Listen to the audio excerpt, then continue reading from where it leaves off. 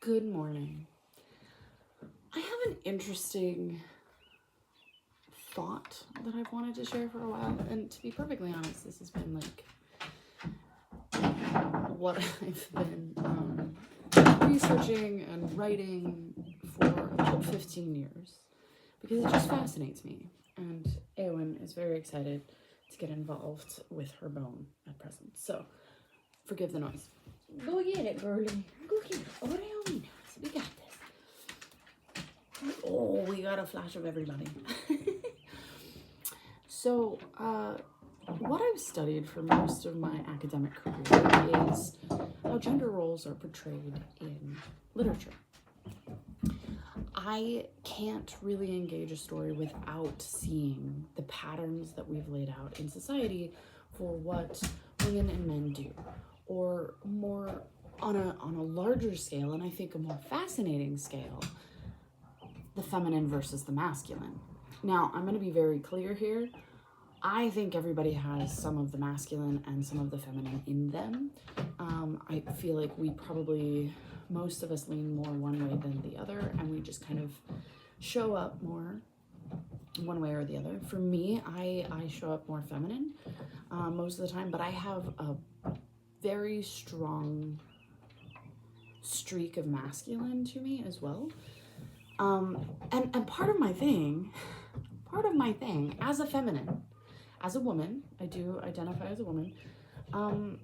I feel like our definition of femininity and what a woman is and is capable of is really limited. Like we don't quite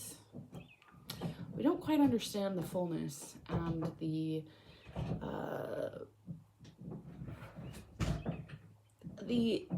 I don't even know. Like I think there's more to explore in this rather than what we see as either like the homemaker and the like wallflower, the nerd, or the strong female character who basically, if you just exchanged her for Tom Cruise, it would work. Like I feel like we don't quite understand what a feminine can be and what she is. So what I am looking at today is one of, I think, the most beautiful expressions of masculinity and femininity together, and how these two beautiful entities and expressions work together, and how they just level everybody up around them. So the story I'm going to talk about, because the last one, the 2 videos ago, I talked about how I found Sandra Bullock's 3 movies to be one of like the only quick turnaround romance that I believe is actually like plausible, because something more is offered in love than, oh look, you're hot and you're into me kind of a thing. Makes sense? So this one is The Mummy with Brendan Fraser and Rachel Weisz. So what I love about this is you have really potentially stereotypical masculine, male-female kind of relationships here that are played very differently. And to be perfectly honest, I have no idea if this is just the actors, if this is directing, if this is all of it, everybody having this vision working together. I don't know. But what I love about it is you have Evie, who is in her place at a library, which is pretty extraordinary for that time period anyway. And she is clearly very intelligent. She's a bit of a klutz. And she has aspirations, but she's being turned down. Now, what's interesting is when she gets the opportunity to, because of her brother Jonathan, to kind of go out and be fully who she wants to be, she starts saving lives. And she does it in such a way that's extraordinary and 100% herself. So she doesn't suddenly rip off her sleeves and show off some impressive biceps and like grab a gun and like suddenly become like the greatest warrior on the planet. She out negotiates an Egyptian commandant, I don't remember what it was, like jail guy,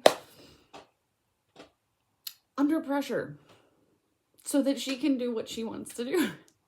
And I love that. She just has who she is and how she expresses herself. She knows how to swim if the occasion calls for it.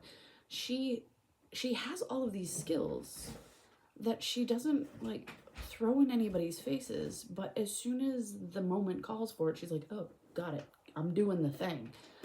And I think that's so cool because I feel like the feminine is someone who isn't in your face. She has nothing to prove, but she'll get the job done.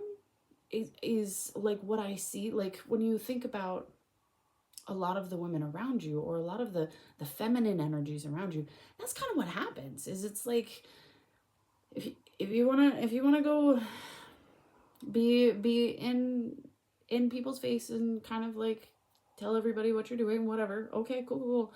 I'm gonna go take care of that thing, and we just kind of get it done. And I love that they're kind of showing that.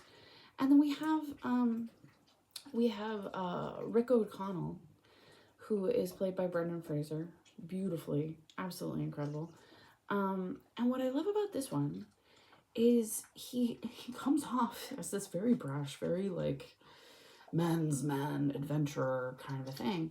And then of course he dresses up and he's just sigh-worthy and all that kind of thing. But his character fascinates me because he has nothing to prove. He knows his place, he knows his contract, and he just kind of was like, I'm gonna do my job. And as he's doing his job, he has nothing at stake to prove himself beyond, well, I'm just gonna get my job done. And it's a very similar energy that I love. You just ate some poop. I don't really need you in my face right now. I love you. I love you. You're so sweet. You're so sweet. I think your sister just pooped. Like, you could have given me like a half hour to clean the litter box. She is such a helper. If I don't immediately scoop a litter box, she takes care of it. It's really disgusting and helpful and all the things. Thank you, sweet girl. I love you. I love you. No kisses right now. Oh, thank you. Thank you. No kisses. I'm shooting a video. Yes. So, welcome to my life. So, he kind of gets his thing done. He knows his job. He knows the people that he's serving.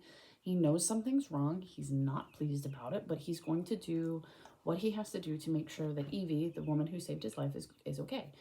But while he's doing this, he lets her, this is her excursion. So he's the muscle, she's the brains, and it's very clear that that's the case. He knows it, she knows it, everybody knows it in their party.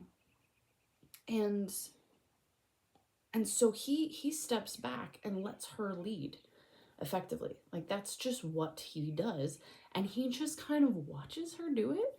And as he's watching her be herself and step into this role that she's never been able to do, he falls in love with her. And she's just like, yes, I'm inventoring and I'm amazing. This is so much fun. And look at what we're doing. And she is so childlike and enthusiastic. And there's an innocence and a beauty and a softness to her as she's kicking ass across the whole thing. And there are scary things, but she steps up and she does things that are way beyond what she ever thought she would do as a librarian. And he lets her, he just is her backup. And I love that, because what happens is suddenly for the rest of the movie, every single person in this show, besides Benny, has to level up their own personal responsibility, their own courage, their own role in the story. They have to step up because Evie's gonna go. And she has decided that since this is what she's going to do, she is going to go and take care of it. And anybody can follow if they want, and they can help her if they want, but she's going to take care of it anyway. And Rick realizes this, and he steps beyond the contract of, there's animal chaos happening, beyond the contract that they agreed upon. And he actually says that, hey, my contract is ended, and I'm going to take you with me because, you know, we're going to try and escape this. And he leaves thinking, well, we're done. But what's beautiful about it is he knows from watching her be herself and lead this expedition, he knows that he can leave, but she's going to go straight into the arms of the mummy and try and figure it out. And he knows that she can't do it on her own. Now, that does not mean that he is like, oh, she's, you know, I have to come in and save the day. He knows she needs backup. And so he comes along to be her backup.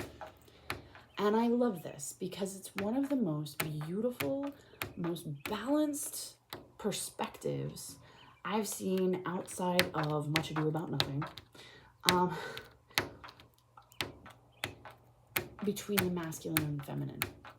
Because usually when you have a male entity or a strong female character, you have to have a bit of a clashing. There has to be a dominant struggle. Does it really have to be that? I mean, no, there really isn't. There's no need for that.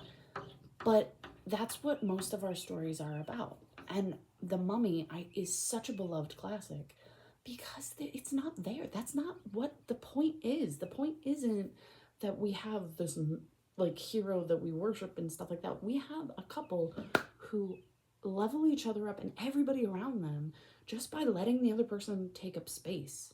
That's it. And I love it. So what's going to happen is I have filmed several different, I love you so much. I'm almost done. We are going to, I've shot several shorts, and I'm going to do several books on potentially YouTube, but also probably on my Instagram, about what I think are really interesting masculine and feminine energies that that balance each other out and kind of create a little bit of space for the other person to be themselves, like The Mummy. So what do you think about The Mummy? Do you have any other stories, movies, books, whatever, that you think is a really interesting play on the masculine and feminine energies? And again, I'm not talking about gender at this point. I'm just talking about the energies. These guys just happen to be gendered, masculine and feminine. Yeah, so let me know. I would love to hear your thoughts. Please like, comment, do the things, and I will see you next time.